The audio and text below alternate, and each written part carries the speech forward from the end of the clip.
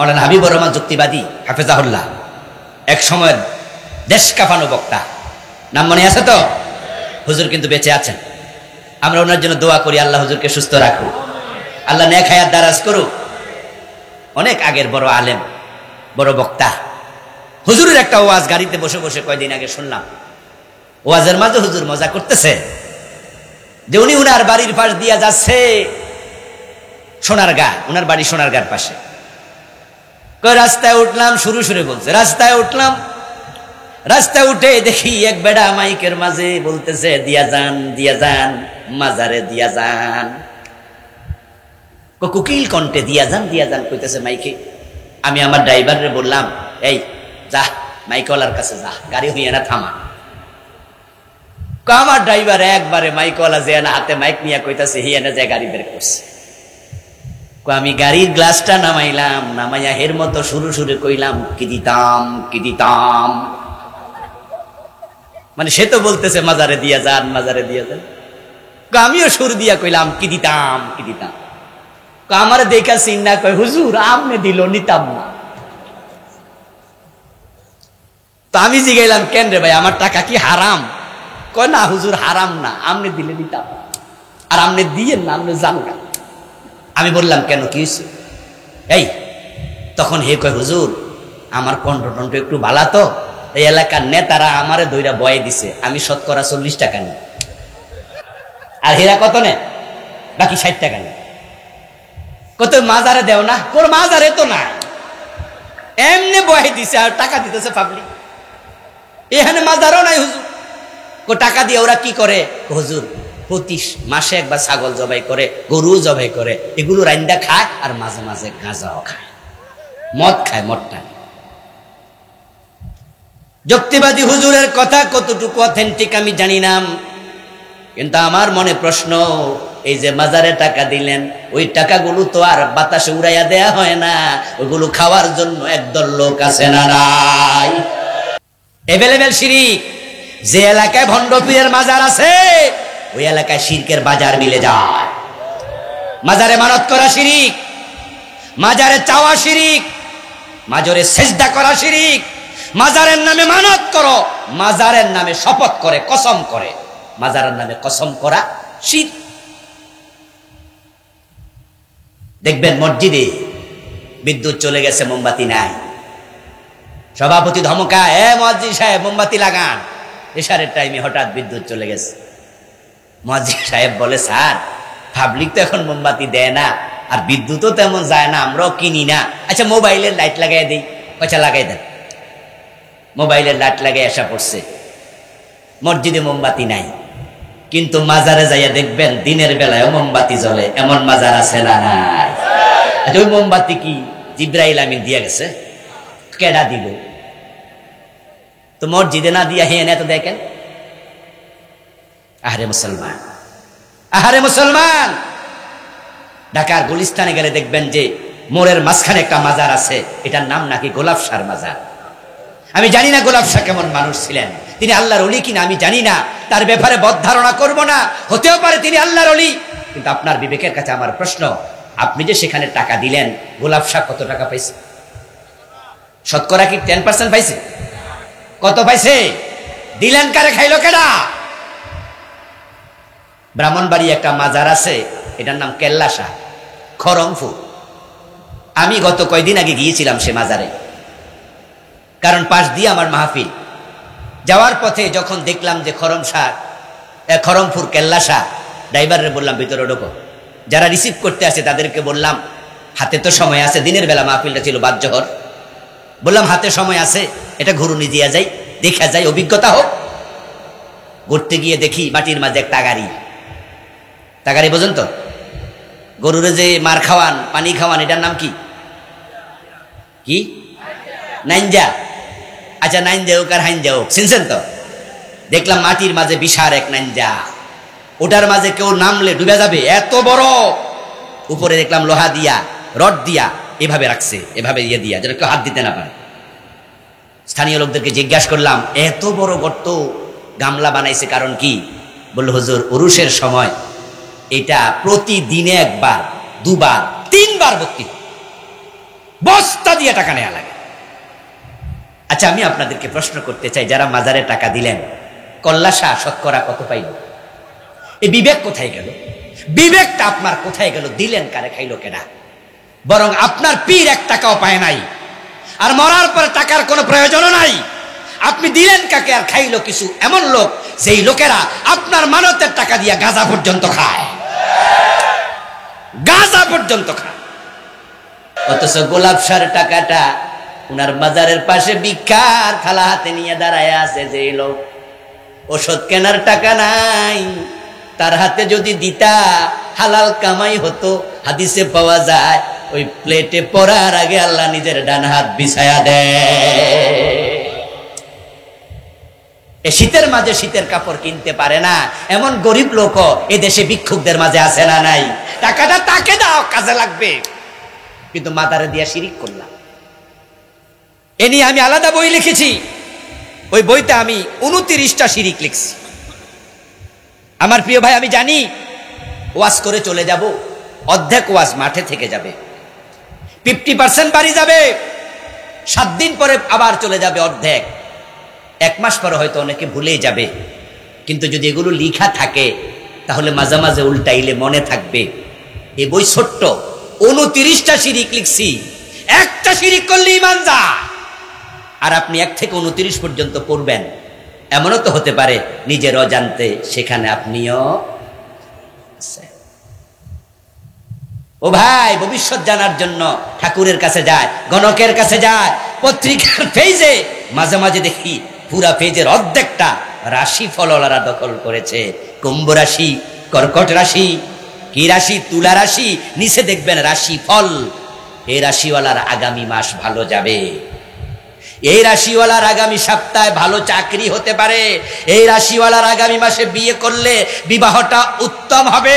অথচ আল্লাহর কসম, 1 সেকেন্ড পরে কি হবে আল্লাহ ছাড়া কেউ। গায়েবের মালিক কে? গায়েবের মালিক কে? তো তুমি ঠাকুরের কথা, গণকের কথা, রাশিওয়ালার কথা বিশ্বাস করো? এটা তো শিরিক, এটা তো শিরিক। হাতের মাঝে আঙ্গুল আছে 5টা, আংটি দিচ্ছে 6টা। জিজ্ঞাসা করলে কয় এই আংটি হাতে দিলে বিপদ হয় না, ওইটা হাতে দিলে ব্যবসায় উন্নতি হয়। অথচ বিপদ থেকে বাঁচায় কে? আংটি বাঁচাইতে পারে? শিরিক করছো কেন? ঈমান হারা হয়ে মরে গেছে, রেজাল্ট হলো আল্লাহ তাকে ক্ষমা করবেন না। ঈমান যে ছিল, এ থাকার কোনো দাম নাই।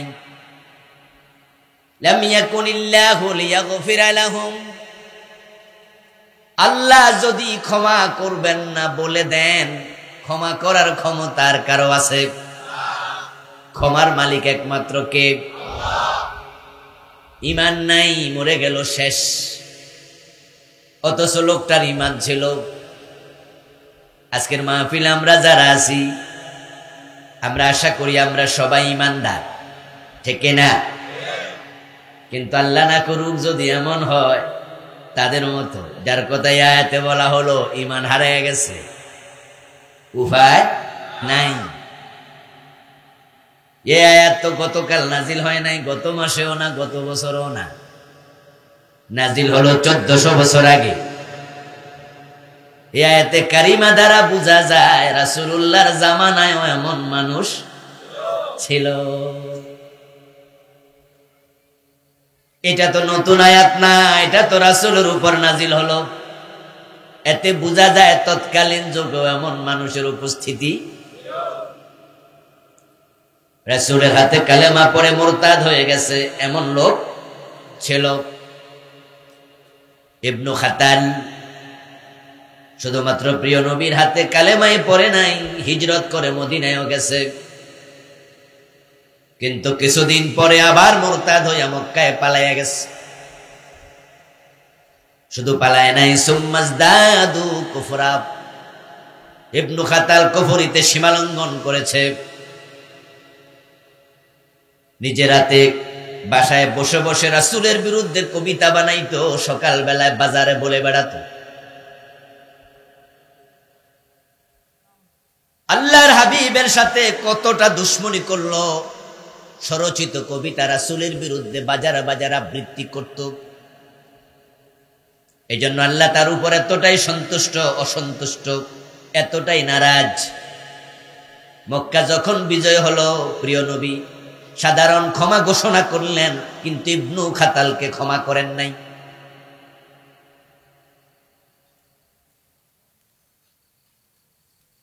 আল্লাহর হাবিব মক্কা বিজয়ের পর বললেন, লা তাসরিবা আলাইকুমুল ইয়াউম, ও মক্কার লোকেরা, আজকে তোমাদের প্রতি কোনো প্রতিশোধ প্রবণতা নেই, আমি সাধারণভাবে ক্ষমা করে দিলাম।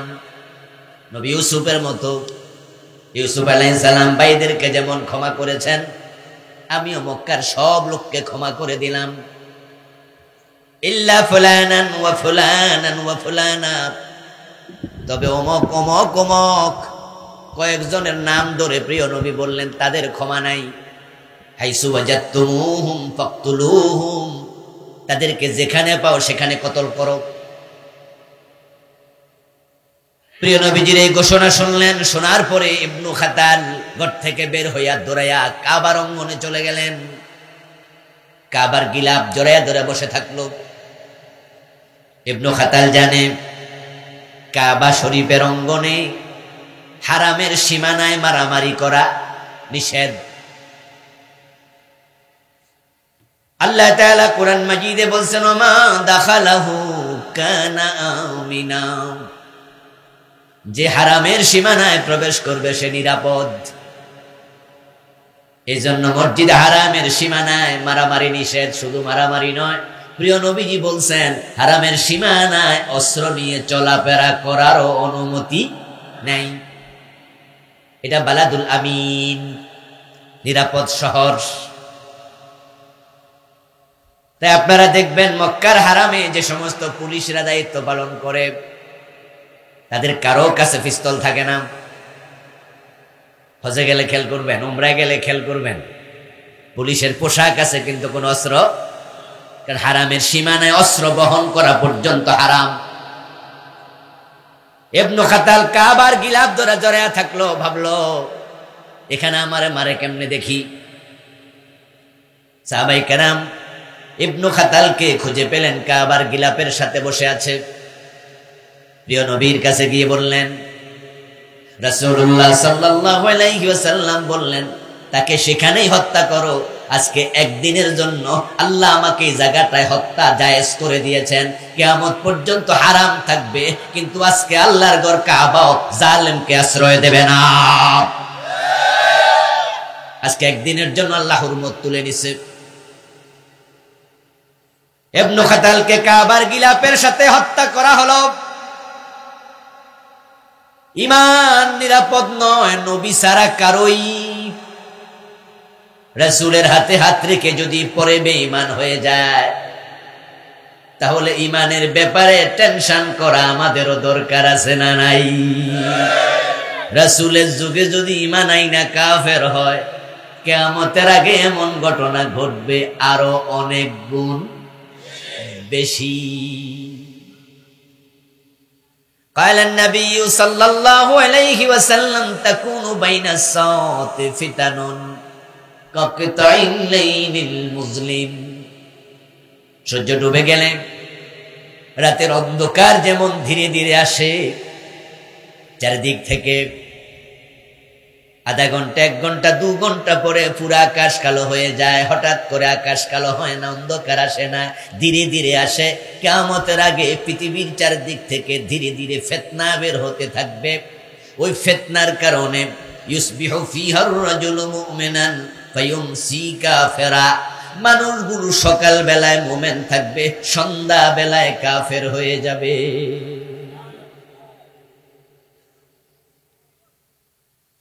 ইমানদার জমিনের মাঝে তো কমবে, একটা দিন এমন হবে তামাম দুনিয়ায় কালেমাওয়ালার একজনও পাওয়া যাবে না, সব বেঈমান।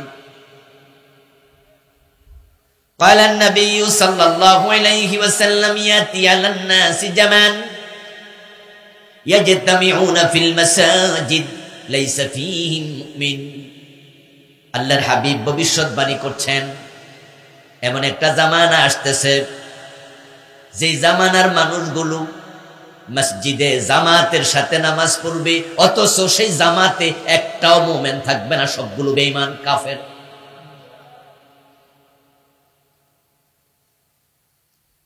মানুষ ঈমান হারাবে গৌরে, বুঝবে না ঈমান যে নাই, বুঝবেই না, কারণ ঈমানের চর্চা হবে খুব কম।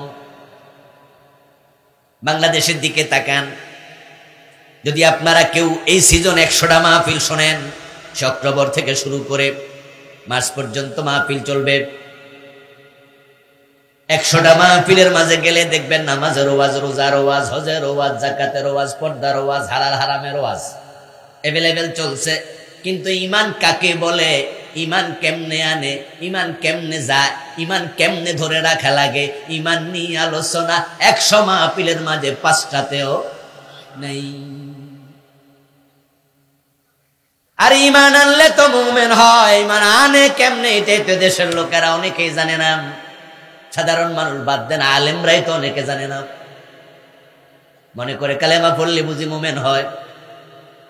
তো কালেমা পড়লে যদি মুমিন হওয়া যেত, আব্দুল্লাহ ইবনে উবাই তো রাসূলের হাতে কালেমা পড়ছিল, মুমিন হয়েছে নাকি?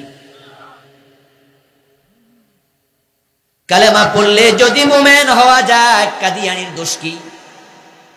যারা কাদিয়ানির মুয়াজ্জিন, তারা কি আশহাদু আল্লা ইলাহা ইল্লাল্লাহ আশহাদু আন্না মুহাম্মাদুর রাসূলুল্লাহ এই আযান দেয় না? কাদিয়ানি মুমিন না কাফের? তো মুয়াজ্জিন না কালেমা পড়ে দিন 5 বার আযানের মাঝে? যারা কাদিয়ানি, কাদিয়ানিদের মসজিদ আছে কিনা? নামাজ পড়ে না?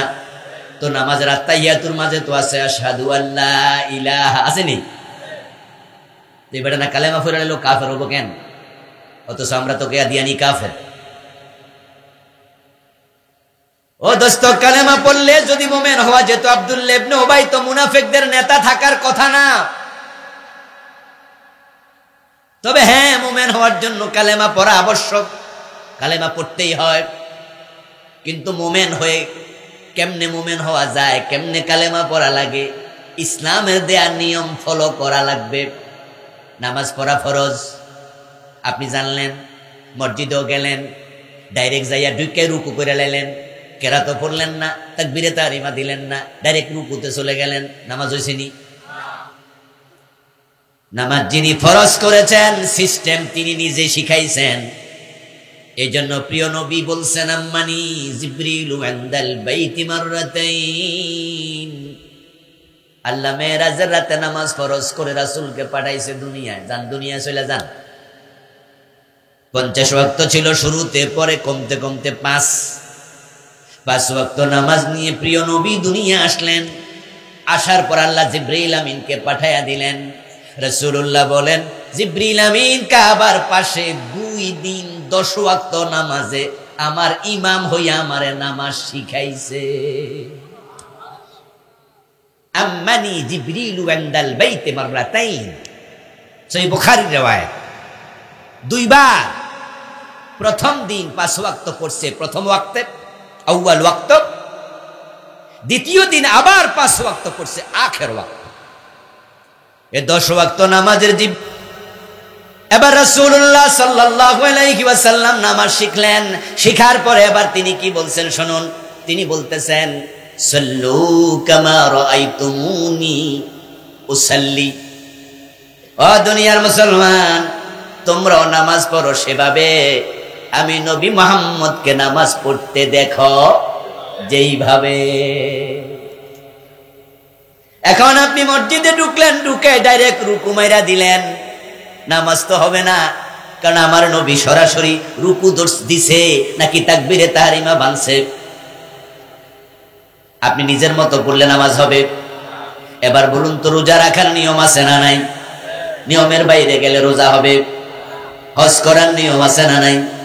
হজে নিয়মের বাইরে গেলে হজ হবে। তো কালেমা পড়ার বুঝি কোনো নিয়ম নাই?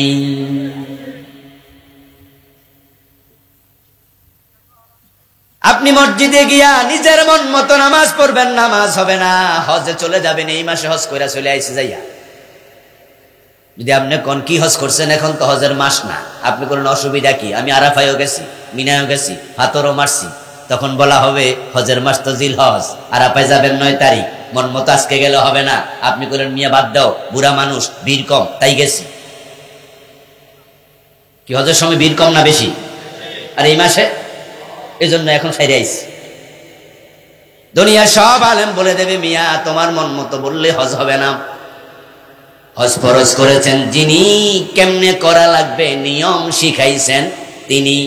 এবার রাসূল কি বলে শুনুন, কালান নবী সাল্লাল্লাহু আলাইহি ওয়াসাল্লাম খুযু আন্নী মানাসিকাকুম, তোমাদের হজ কেমনে করা লাগে আমি নবী থেকে সেটাও শিখে নেও। এখন কালেমা পড়ে যে মুমিন হয়ে গেলেন, আব্দুল্লাহ ইবনে উবাই তো হলো না। আপনাদের কাছে এই কাশি এলাকায়, বিপুল আশার এলাকায় হিন্দু আসেনি? হিন্দু দোকানদার, শিক্ষিত ডাক্তার মানুষ, ওষুধ বেচে, ডিসপেন্সারির মালিক। শিক্ষিত হিন্দু দোকানদারের কাছে গেলেন, যাওয়ার সময় একটা সাদা কাগজের মাঝে বাংলায় লিখলেন লা ইলাহা ইল্লাল্লাহু মুহাম্মাদুর রাসূলুল্লাহ।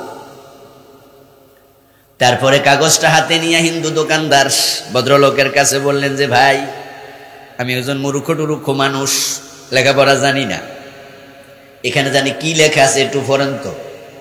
ওই বেটা বিশ্বাস করছে, কইরা সুন্দর করে হাতে লইয়া কয় লা ইলাহা ইল্লাল্লাহু মুহাম্মাদুর রাসূলুল্লাহ। আর মিয়া এটা না লেখা, আপনি কাগজটা হাত থেকে টান দিয়ে আইনা কইলেন চালাকি করছি, তোমারে কালেমা পড়াইয়া দিছি, মুসলমান বানাইয়া দিছি। ও হিন্দু বেটার সাথে সাথে কব রাম রাম রাম, আমি আবার কবে মুসলমান হলাম?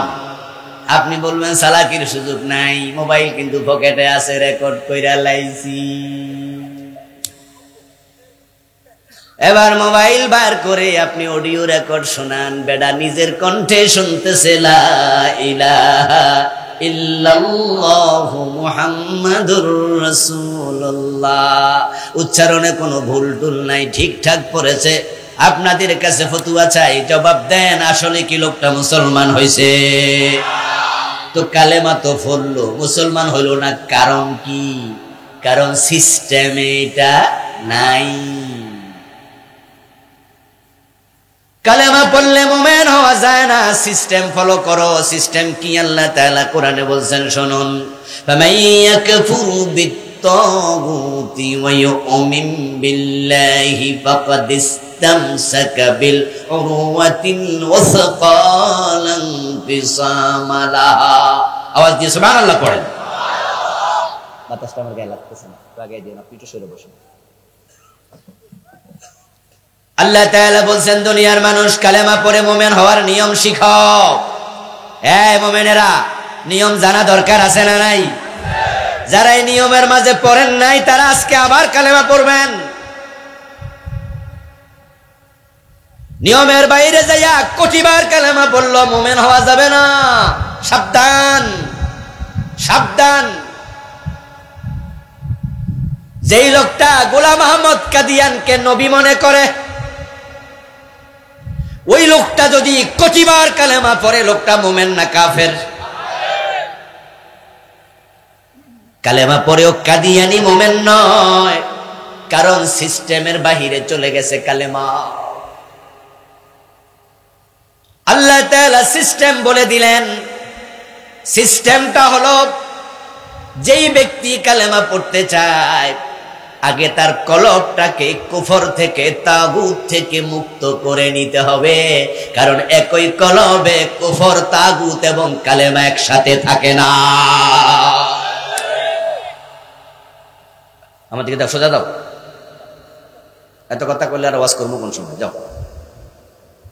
আমার প্রিয় ভাই, আপনারা যারা সকালবেলায় গাই গরুর দুধ দহন করেন, যেই পাতিলের মাঝে দুধ আপনি দহন করবেন, ওই পাতিলটাকে ডাইরেক্ট দুধ দহন করেন নাকি আগে ময়লা পরিষ্কার করেন? আচ্ছা, বাংলাদেশে একজন দুধ দহনেওয়ালা পাওয়া যাবে যে ময়লার মাঝে দুধ রাখছে? এই জন্য দেখবেন যে বালতিতে দুধ নেয়, হে আগে বালতির দিকে চায়। যে পটের মাঝে দুধ দহন করে সে পটের দিকে চায়। প্রয়োজনে হাত দিয়া তলার মাঝে একটা ঘষাও মারে, মাইরা আগে দেখে দুলটুল আসেনি। সন্দেহ লাগলে আগে পানি দেয়, পানি দিয়ে একটা নাড়া মারা দিয়া পানিটা ফেলাইয়া দেয়, ঠিক না? কারণ সবাই জানে দুধ ভালো, কিন্তু নষ্ট পাতিলে রাখলে আর ভালো। তোমার কলবের মাঝে তাগুতের প্রতি ভালোবাসা আছে, তোমার কলবে কুফর আছে, শিরক আছে, ওই কলবে কালেমা ঢুকাইলে লাভ কি?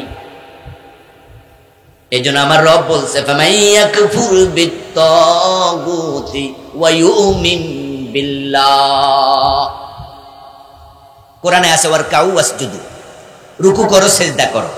এই শব্দের মাঝে শুধুমাত্র রুকু সেজদা নাই, আরেকটা আছে, সেটা হলো সিরিয়াল।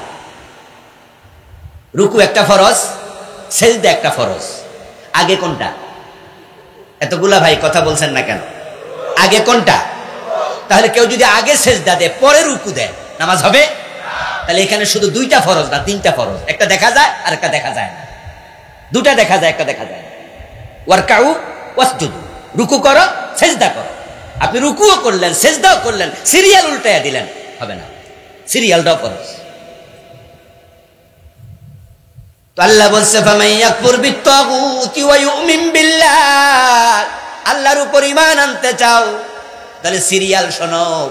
এক নাম্বার হলো তোমার কলবটাকে তাগুত থেকে মুক্ত করো, তাগুতের সাথে সম্পর্ক ছিন্ন করো। তুমি আগে নিজের কলবটাকে প্রস্তুত করো, পরিষ্কার করো।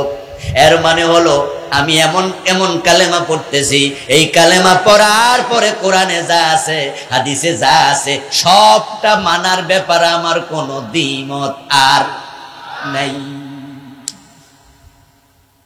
আল্লাহ এবং রাসূলের সাথে দ্বিমত করা মানে তগিয়ান, সীমালঙ্ঘন, বিদ্রোহ।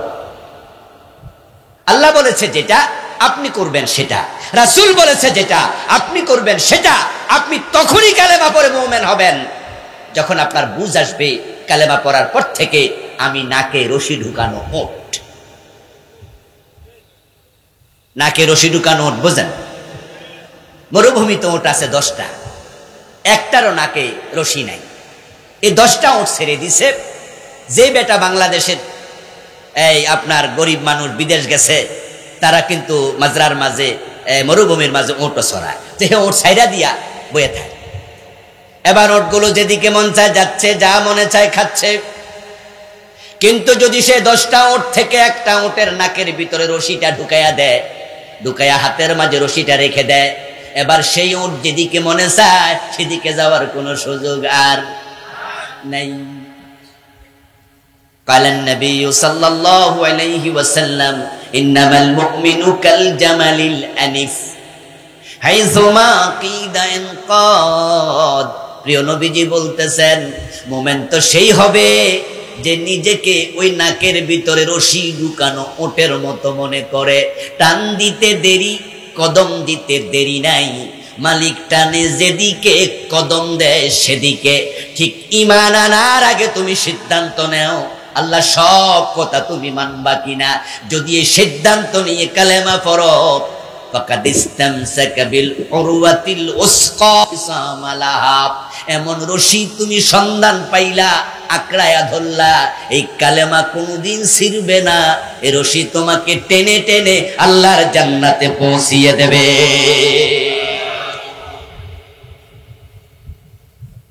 আমার প্রিয় ভাইরা, সূরা নিসার মাঝে আপনারা পড়বেন 5 নাম্বার পারার আগের আয়াত, 5 নাম্বার পারার প্রথম আয়াত সহ 4 নাম্বার শেষ 5 সহ পড়তে গেলে সেখানে দেখবেন 14 জন নারীকে ইসলাম বিবাহ করতে নিষেধ করছে। হুররিমাত আলাইকুম উম্মাহাতুকুম ওয়া বানাতুকুম, এরকম বলতে বলতে মা বিয়ে করো না হারাম, বোন বিয়ে করো না হারাম, ফুফি বিয়ে করো না হারাম, খালা বিয়ে করো না হারাম। বলতে বলতে এবার 5 নাম্বার পারা শুরুতে বলছে ওয়াল মুহসানাতু মিনান নিসা, যে নারীর স্বামী আছে তারেও বিয়ে করো না, এটাও হারাম। আচ্ছা, এখন যেই মেয়ের স্বামী আছে, এই মেয়ে যদি কারোর সাথে পলাইয়া চলে যায়, আমাদের দেশে এমন ঘটনা আছে না নাই? বিয়ের পরের দিন খালতো ভাইয়ের লগে পলাই চলে গেছে, এখনো হাতের মেহেদি শুকায় নাই, ঠিক কিনা? বিবাহের গয়না গাটি লইয়া পলাইয়া যায়, এমন ঘটনা। পছন্দ হয় নাই স্বামী, বাসর ঘর থেকে পলাই চলে গেছে। এমন ঘটনাও।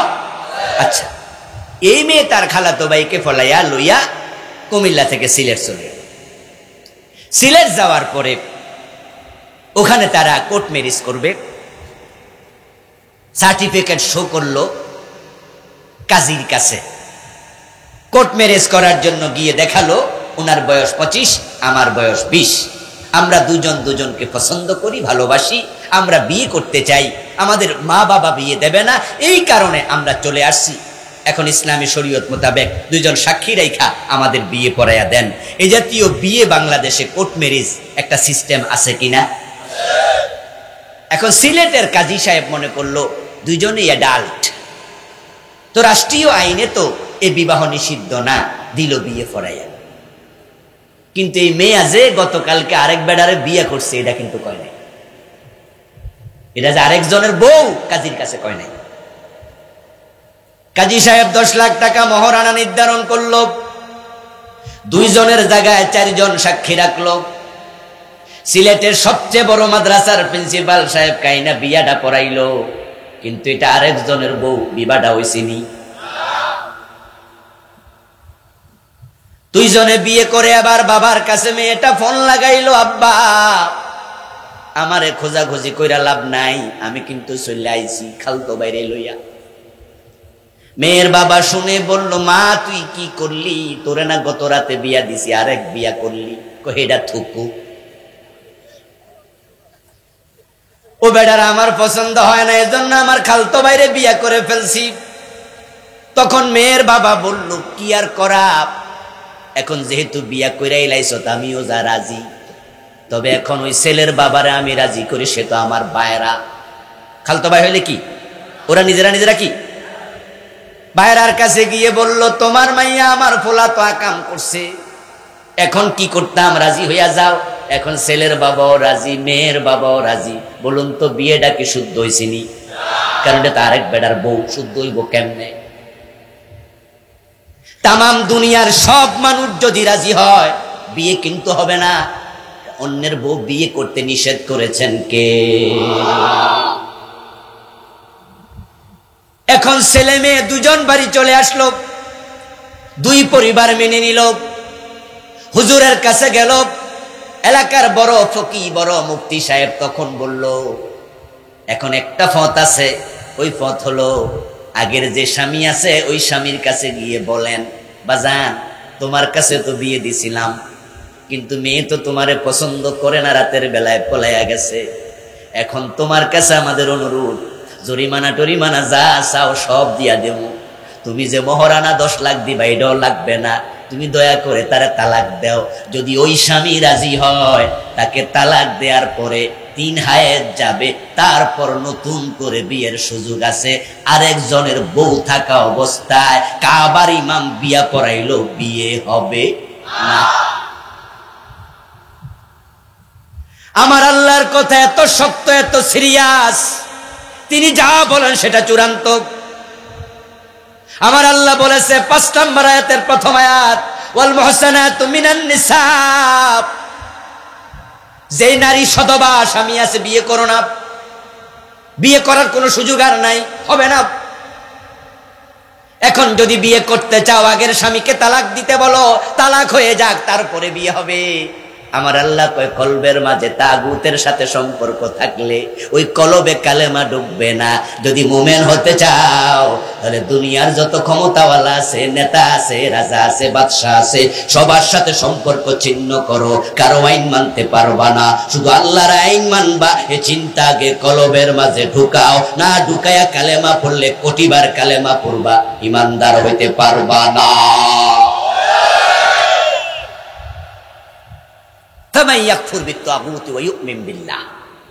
এ হলো ঈমান আনার নিয়ম।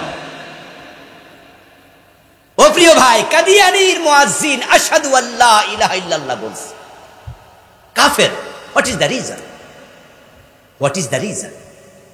কারণটা কি? কারণ হলো কোরআনের একটা মেসেজ আছে যেটার উল্টা চিন্তা তার কলবে আছে। কোরআনের মেসেজটা হলো, মা কানা মুহাম্মাদুন আবা আহাদিন মির রিজালিকুম ওয়ালাকিন রাসূলুল্লাহি ওয়া খাতামান নাবিয়্যিন।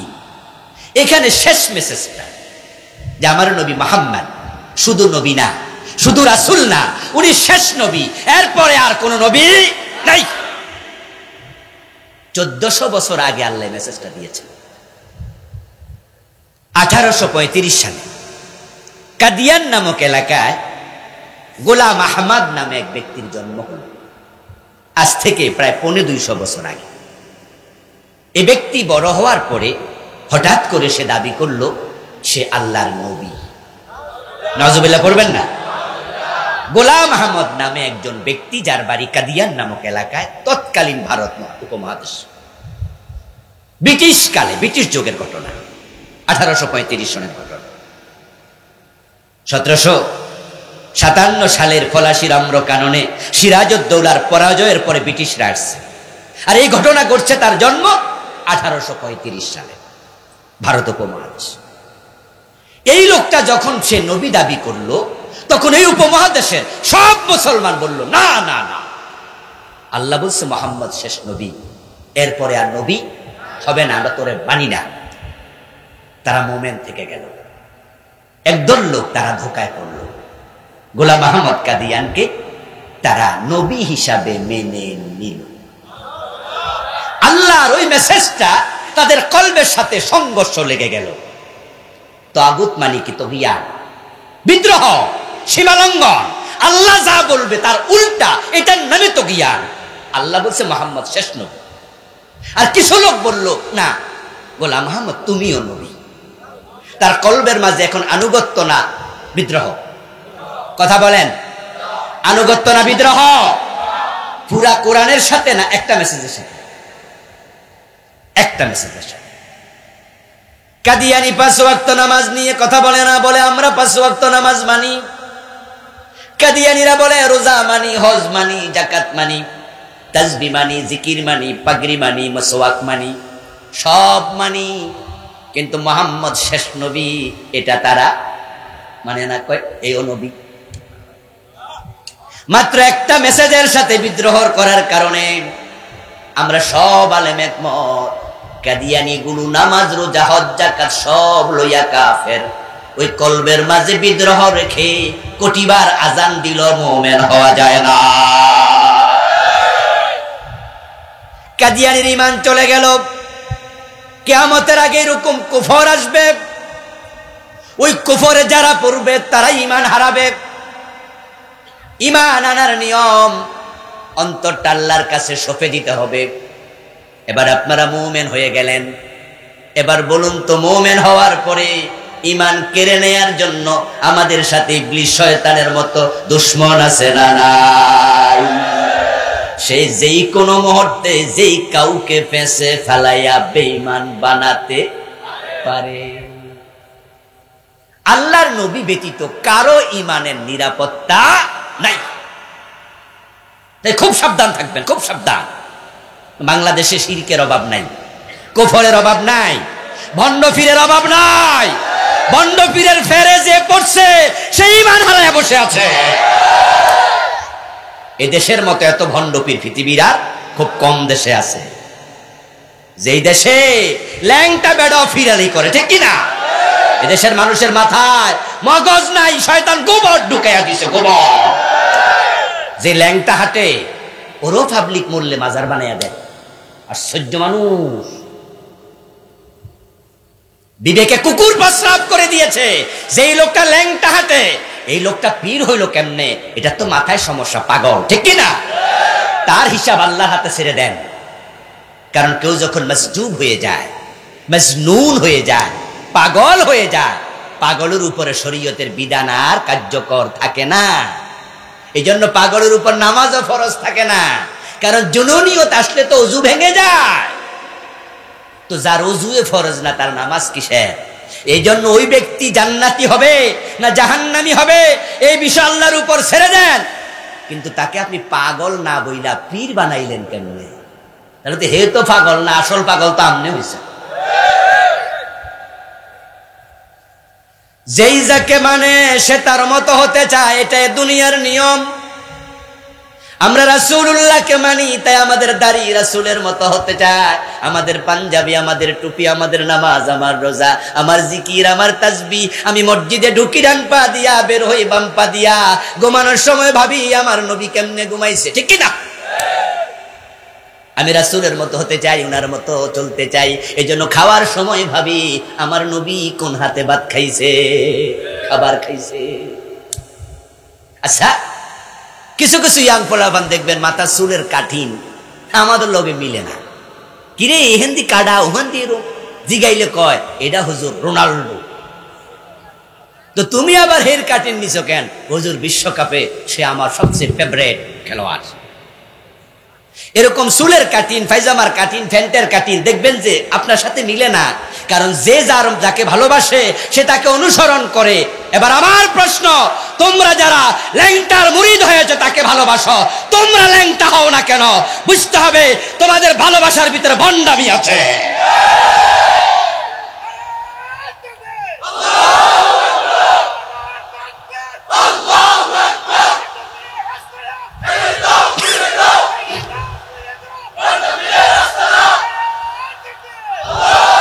আমার প্রিয় ভাইয়েরা, সৌদি আরবকে নিয়ে কেউ কেউ মাঝে মাঝে একটু কটাক্ষ করে কথা বলে, বলতেই পারে, কারণ সৌদি আরব তো এমন না যে কিয়ামত পর্যন্ত ইসলামের উপর থাকবে। যদি কিয়ামত পর্যন্ত সৌদি আরবের রাষ্ট্র ক্ষমতা, রাষ্ট্রপ্রধানরা ইসলামের উপর থাকতো, তাহলে তো আর কিয়ামত হইতে পারবে না। কারণ কিয়ামতের আগে তো তামাম দুনিয়াতেই একজন কালেমাওয়ালা থাকবে না, ঠিক না? কালেমাওয়ালা থাকলে কি কিয়ামত হবে? লা তাকুমুস সাআহ হাত্তা ইউকাল আল্লাহ আল্লাহ। আল্লাহ বলার মতো একজন থাকলেও কিয়ামত হবে না। তো সৌদি আরবে বিভ্রান্ত হবে, যেমন বর্তমানে বিভ্রান্ত হচ্ছে। সৌদি আরবে কিছু সিনেমা হল চালু হয়েছে, জানেননি আপনারা? এটা দুঃখজনক বিভ্রান্তি কিছু আসছে।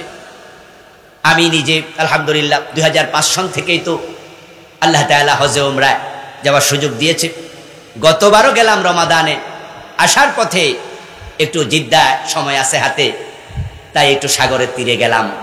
আমার 2 ছেলে আমার সাথে ছিল, ওরারে বললাম যে সাগরের তীরে ঘুরতে যাবি নাকি, সময় তো হাতে আছে। বলল চলেন। এর আগে আমি অনেকবার গিয়েছি সেখানে, সাগরের তীরে ঘুরতে, সুন্দর জায়গা। কিন্তু গতবার গিয়ে দেখলাম এমন দৃশ্য যেটা আমি আর কোনোদিন দেখিনি। সেখানে গিয়ে দেখি ওড়না নাই বুকে, মাথার চুলগুলো ছাড়া, স্কার্ট পরা, শুধু স্কার্ট, পায়জামাও নাই, হাঁটু পর্যন্ত স্কার্ট, ইয়াং মেয়েরা হাঁটতেছে। সৌদি আরবে মাথার চুল ছেড়ে দিয়ে মেয়েরা হাঁটবে, যেটা আমরা আজ থেকে 10 বছর আগে ভাবতেও পারি নাই।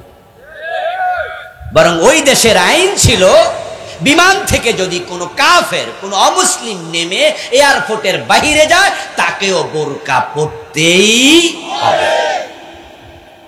কিন্তু গতবার গিয়ে আমি তো আশ্চর্য হলাম। ইন্না লিল্লাহি ওয়া ইন্না ইলাইহি রাজিউন। যাই হোক, আমার কথার মোটিভ সেটা নয়।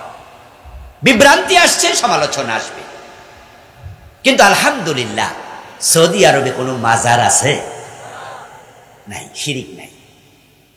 কাতারে কোনো মাজার নাই, দুবাইতে কোনো মাজার নাই। আরব বিশ্বের অনেক দেশ আছে যেগুলোতে শিরিক নাই।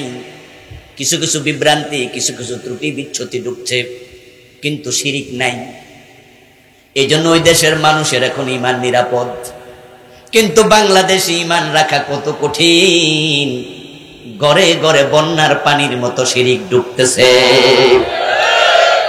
ঈমান রাখে দেশে বড় কঠিন, কারণ আমাদের দেশে এখন আমাদের প্রাইমারি হাই স্কুলের সিলেবাসে পর্যন্ত শিরিক এবং কুফর ঢুকিয়ে দেয়া হচ্ছে। আগে স্কুল কলেজে পড়লে অশিক্ষিতরা শিক্ষিত হতো, অবুঝ মানুষ বুঝদার হতো। আর সিলেবাসে এখন এমন শিরিক, এমন কুফর ঢুকাচ্ছে, স্কুলে লেখাপড়া করেই আমাদের বাচ্চারা বেঈমান হয়ে যাবে। আগে স্কুল কলেজ মাদ্রাসায় না পড়লে মূর্খ থাকতো। সামনের দিকে অবস্থা এমন হবে, স্কুল কলেজে না পড়লে ঈমানদার থাকবে, আর স্কুল কলেজে পড়লে বেঈমান হবে। কারণ সিলেবাসে শিরিক, সিলেবাসে কুফর। কথাকে আমি বুঝাইতে পারতেছি? 1835 সনে গোলাম আহমদ কাদিয়ানের জন্ম যদি না হতো, তাহলে এই লোকটা নবুয়ত দাবিও করতো না, কাদিয়ানীরা বেঈমানও হতো না, ঠিক না? আচ্ছা আপনারা বলুন তো, কোন হিন্দু কি কাদিয়ানী হয়েছে? কোন খ্রিস্টান কি গোলাম মোহাম্মদ কাদিয়ানের প্রতি ঈমান আনছে? তাহলে যারা কাদিয়ানী হলো তারা নিশ্চয় মুসলমানের সন্তান। আর এই লোকটা জন্ম না হলে এই লোকগুলো বেঈমান। তো সিলেবাসে আগে বিবর্তনবাদ ছিল না, সিলেবাসে আগে ট্রান্সজেন্ডার ছিল না, ধর্ম যার যার উৎসব সবার এই স্লোগানটা আগে সিলেবাসে ছিল না। ছেলে হোক মেয়ে হোক দুটি সন্তান যথেষ্ট এই স্লোগান সিলেবাসে ছিল না। জনগণ সকল ক্ষমতার উৎস এই স্লোগান সিলেবাসে ছিল না। কিন্তু এখন আমি যেই কয়টা বলছি সবগুলো সিলেবাসে ঢুকেছে, আর এগুলো বিশ্বাস যে করবে আল্লাহর কসম সে বেঈমান হয়ে যাবে। কেন বেঈমান হবে? কারণ কোনটা কুফর কোনটা শিরক। ইমানদার হওয়ার নিয়ম আপনি জানলেন, ইমান থাকবে না, শয়তান চুরি করবে, এটাও আপনাকে আমি শুনালাম। কোরআনে তার আরেকটি দলিল আছে। বনি ইসরাইল একজন ব্যক্তি ছিল যার নাম ছিল বালাম ইবনে বাউরা। সে ছিল মুজাবুদ দাওয়া, মুস্তাজাবুদ দাওয়া। এত বড় আল্লাহর ওলি ছিল যে হাত তুলতে দেরি, দোয়া কবুল হতে দেরি হতো না। কিন্তু এক পর্যায়ে ওই বালাম ইবনে বাউরা বেঈমান হয়ে, ঈমান হারা হয়ে মারা। আল্লাহ কোরআনের আয়াত নাজিল করে আমাদের শোনায়, ওয়াতলু আলাইহিম নাবাল্লাযী আতাইনাহু আয়াতিনা ফানসালাখা মিনহা ফাআতবাউহু শাইতান ফাকানা মিনাল গাওয়িন। ও প্রিয় নবী মুহাম্মদ সাল্লাল্লাহু আলাইহি ওয়াসাল্লাম, ওয়াতলু আপনি তেলাওয়াত করুন, আলাইহিম উম্মতের কাছে, নাবা খবর, আল্লাযী আতাইনাহু আয়াতিনা ওই ব্যক্তি যাকে আমি অনেকগুলো কারামত দিয়েছি। শুধু সে দোয়া করলে দোয়া কবুল হতো, একটা কারামত না, আমি তাকে অনেকগুলো কারামত দিছি, তার মাঝে এটা একটা। ফাসালাখা মিনহা, কিন্তু এই লোকটা সে কারামতের উপরে টিকে থাকতে পারে নাই, লোকটা সেখান থেকে ছিটকে পড়ে গেছে। ফাতবাহু শাইতান, শয়তান তার পিছু নিছে। ফাকানা মিনাল গাওয়িন, এক পর্যায়ে সে পথহারা পথভ্রষ্ট ঈমান হারা হয়ে মরছে। আচ্ছা, বনি ইসরাইলের যে বালাম ইবনে বাউরার ঘটনা কোরআনে আল্লাহ আমাদেরকে শোনাতে প্রিয় নবীকে অর্ডার করলেন। ওই বালামের যদি শয়তান ঈমান চুরি করে নিয়ে যেতে পারে, ওই শয়তান আমাদের সাথে আছে না নাই? শয়তান কি ঘুমাচ্ছে না সচেতন? অলস না কর্মমুখর? 24 ঘন্টা আপনার পিছনে লেগে আছে না নাই? কোন টাইমে ঈমান চুরি করে বলা কঠিন। সাবধান থাকেন, সাবধান, না হয় শিরিক ঢুকবে। আমার প্রিয় ভাই, ঈমান চলে যাবে ঠুনকোতে, মানুষ জানবেও না কেমনে ঈমান গেল। নিজেকে মনে করবে আমি মুমিন। আপনারাই বলুন তো, যারা পীরের পায়ে সেজদা দেয় এমন লোককে জুমার দিন মসজিদে নামাজে যায় না? যায়নি? আমাদের লাকসাম, মনোহরগঞ্জ, নাঙ্গলকোট এরিয়াতে মাজারে সেজদা দেয় এমন 2-4 জন আসেনি? 2-1 জন আজকের মাহফিলও থাকার সম্ভাবনা আছে। আচ্ছা, ওই লোকটা যে পীরের পায়ে সেজদা দিল, সে নিজেকে যদি মুশরিক মনে করত, সে কি আর মসজিদে যাইতো? সে মনে করে অসুবিধা নাই। যারা পীরের পায়ে সেজদা দেয় তাদেরকে তাদের পীর সাহেবরা শিখাইছে, এটার নাম সেজদায়ে তাজিমি। এটা দিলে কোনো অসুবিধা নাই। তারার কাছে দলিল আছে। কিন্তু আমি ভণ্ড পীরদের দলিল শুনেছি 2-1 জনের মুখ থেকে। তারা দলিল দেয়, আচ্ছা আবুল কালাম আজাদ বাসার হুজুররা যে কয় অন্যরে সেজদা দিলে ঈমান যায়, আল্লাহরে শুধু দিতে হবে, এটাই যদি ঠিক হতো তাহলে ফেরেশতারা যে আদমরে সেজদা দিছে, তো ফেরেশতাদের ঈমান কি গেছে? ফেরেশতারা কি বেঈমান নি, মুশরিক নি? কয় না। তাহলে কি বোঝা গেল? আদমরে সেজদা দিল ঈমান যায় না, এটার নাম সেজদায়ে তাজিমি। তো তোমরা আমরারে দেও, আমি হইলাম ফির, তোমরা হইলাম মুরিদ, ইজ্জতের সেজদা, ঈমান যাইব না। এটু শরীয়তে জায়েজ নাই, তবে মারফতে।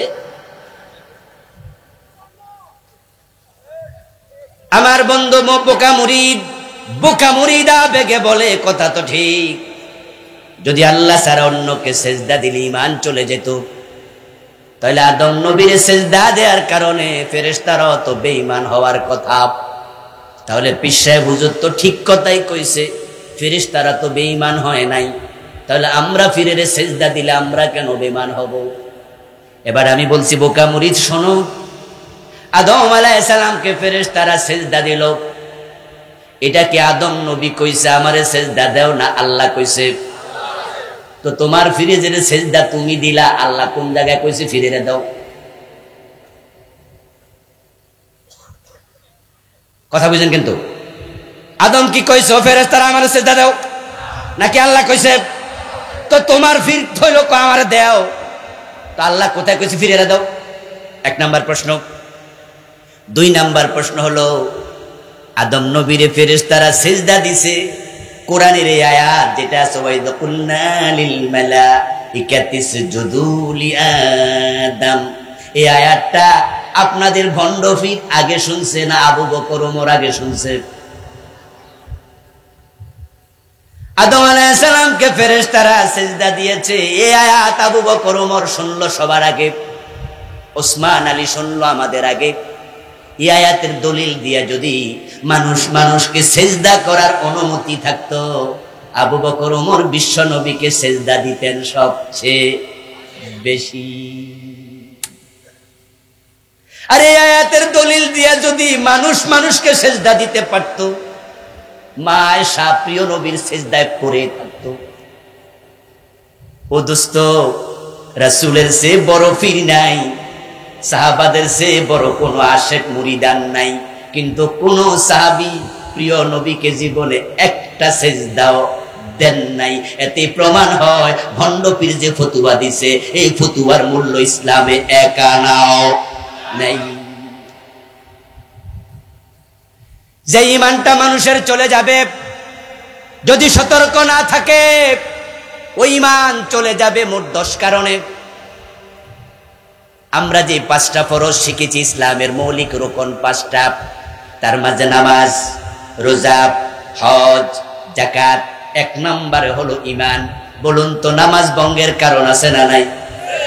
ওযু ভঙ্গের কারণ আছে না নাই? রোজা ভঙ্গের কারণ আছে না নাই? তো ঈমান ভঙ্গের কারণও আছে, কিন্তু কোন কারণে ঈমান ভাঙে এদেশের জানে কয়জনে?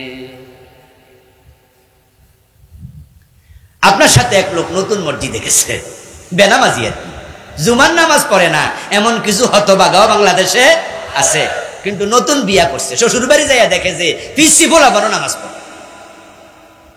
এখন তো শ্বশুর বাড়ি যাইয়া পড়ছে বিপদে। জুমার দিন ঘরে বউ কানে কানে কয়, এই আজান হইছে, ঘরে কি করেন, মসজিদে যাবেন না? বেড়া মনে মনে কয়, আমি তো ওযু করতেও জানি না, কিন্তু শরমে কয় না। এখন ছোট শালার সাথে মসজিদে গেছে, ঘাটলায় উজু করছে। শালা কেমনে উজু করে দুলাভাই দেখে, দেখা হাত মুখ টুক সব ধুয়ে লাইছে, এসে যা ধুইছে। মসজিদের বারান্দায় গেছে, আর বেটার পেট খারাপ, পিছনের রাস্তা দিয়া গ্যাস বাইর হইছে। গ্যাস বাইর হওয়ার পরে ছোট্ট একটু আওয়াজ হয়েছে, পাশে শালা টের পাইছে, কিন্তু তাকায় দেখে দুলাভাইয়ের কোনো বোধ নাই। দুলাভাই যে হাওয়া টাওয়া ছাইরাও নামাজে খারাই গেছে। নামাজ শেষ করার পরে দুলাভাইরে এবার জিগায়, দুলাভাই আমার কাছে কেন একটু সন্দেহ লাগলো, পেটের থেকে কিছু আওয়াজ টাওয়াজ আমনেননি বাইর হয়েছিল। তো দুলাভাই কয়, শর্মের কি আছে, পেটটা বেশি ভালো না। হ্যাঁ, আমার একটু হাওয়া বাইরে ছিল। তো হাওয়া বাইরে হলে আপনি ওযু আবার করবেন না? তারপরে যে দেখলাম যে এরপরও নামাজ। দুলাভাই কয়, শালা হাওয়া বাইরে হলে কি ওযু ভাঙ্গা যায়? তখন শালা বুঝলো কোন কারণে ওযু ভাঙ্গে দুলাভাই জানেই না। আচ্ছা, দুলাভাই যে জানে না, না যায় না নামাজ পড়ে ফেলছে, আপনাদের ফতুয়া চাই, আসলে কি নামাজটা হয়েছে? না যায় না বিষ খাইলে মরে না, না যায় না বিদ্যুতে ধরলে শক করবে না, তো না যায় না ঈমান হারাইলে তুমি কি জাহান্নামে যাওয়া লাগবে না? 10 কারণে ঈমান ভেঙে যায়। এ নিয়ে আমি বই লিখেছি আরো 2 বছর আগে। এই বইটা আমি লিখেছি, ঈমান, বইটার নাম ঈমান কুফর ও নিফাক। 10 কারণে ঈমান ভাঙে। 1 নাম্বার, ঈমান ভেঙে যাবে কুফরি করলে। কুফরি কি? 56টা কুফর এখানে লিখেছি, যেগুলো বাংলাদেশে অ্যাভেলেবেল চলছে। قال النبي صلى الله عليه وسلم إن العبد لا يتكلم بالكلمة من سخط الله لا يلقي لها بالا يهبي بها في جهنم। মানুষ না বুঝে, সিরিয়াস না হয়ে হালকা ভাবে এমন কোন কথা বলে, মুখ থেকে কথাটা বের হওয়ার সাথে সাথে আল্লাহ নারাজ হয়, কুফরি হয়ে যায়, শিরিক হয়ে যায়, আল্লাহ জাহান্নামের মাঝখানে ফেলে দেয়। অথচ এটা যে কুফর বেটা জানেই না, এলমের অভাব। এই জন্য ইসলামে আমল লাগে না, এলেম আগে। এলেম হচ্ছে প্রথম ফরজ। কোরআনে যত আদেশ আছে, যত আয়াত আছে, প্রথম আয়াত যেটা নাজিল হয়েছে সেটা কি ছিল? ইকরা। কি ছিল? ইকরা শব্দের অর্থ কি?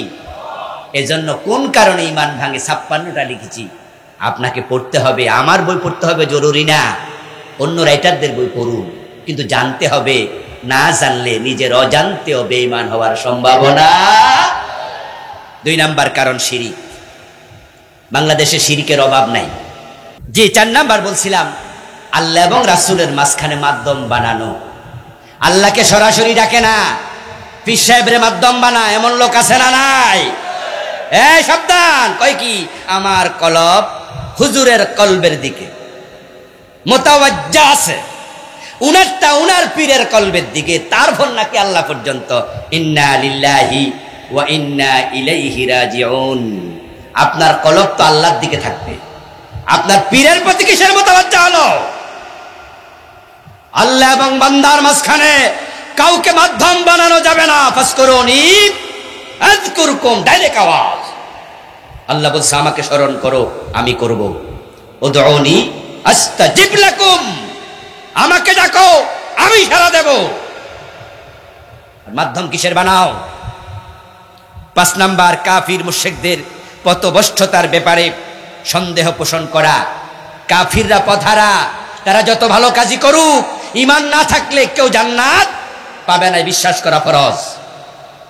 6 নাম্বার, রাসূলুল্লাহ ব্যতীত অন্য কাউকে আদর্শ হিসাবে গ্রহণ করা।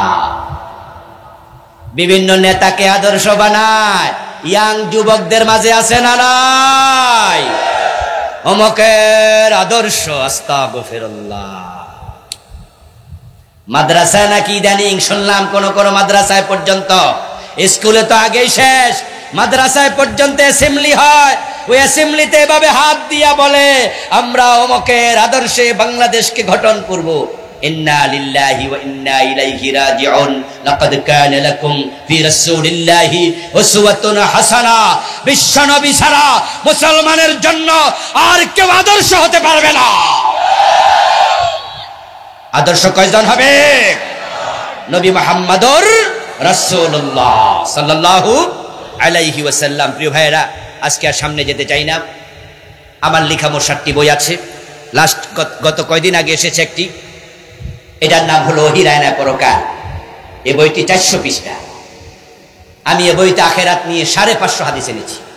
আলহামদুলিল্লাহ, মৃত্যু থেকে একবারে জান্নাত জাহান্নাম পর্যন্ত আয়নার মতো তুলে ধরেছি, কোট করে করে, উদ্ধৃতি দিয়ে দিয়ে কোন হাদিস কত নাম্বার পৃষ্ঠা, কত নাম্বার হাদিস সব এনেছি। 500-র মতো আয়াত এনেছি। সালাত নিয়ে আমার লেখা বই আছে, বেদাত নিয়ে আছে, অন্য অন্য বিষয় নিয়ে আছে। আমার ড্রাইভার সাহেবের কাছে স্টেজে বইগুলো পাবেন ইনশাআল্লাহ। যারা নিতে চান দোয়ার পরে সংগ্রহ করবেন, এই আহ্বান জানিয়ে আমরা আজকের মতো শেষ করছি। সভাপতি হুজুর কোনো কথা থাকলে বলুন, এরপর ইনশাআল্লাহ দোয়া হয়ে যাবে।